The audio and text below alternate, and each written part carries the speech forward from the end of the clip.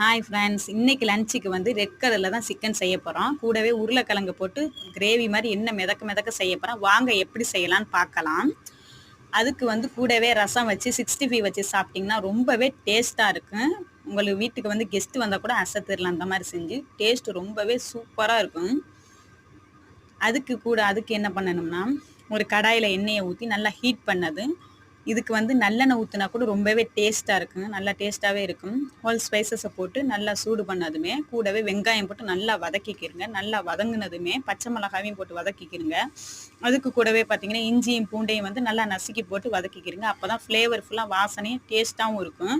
ஏன்னா தக்காளி பழத்தையும் போட்டுக்கிறங்க. நல்லா பழுத்த தக்காளி போட்டு நல்லா வதக்கிக்கிருங்க. நல்லா வதங்கினதுமே இதுக்கு வந்து முக்கியமானது தக்காளி வெங்காயம் நல்லா வதங்கியிருக்கணும். அப்போ தான் வந்து சிக்கன் கிரேவி நல்லா டேஸ்ட்டாக இருக்கும். அதுக்கு கூடவே வந்து கறித்துண்டுகளை போட்டு நல்லா வதக்கிக்கிறங்க. உப்பையும் போட்டு வதக்கிக்கிறங்க. நல்லா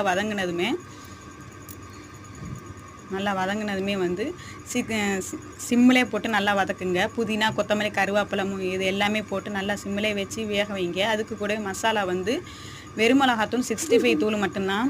அது ரெண்டையும் போட்டு நல்லா சிம்மிலே வச்சு வேக வச்சிங்கன்னா சூப்பரான சிக்கன் கிரேவி ரெடி ஆயிரும்.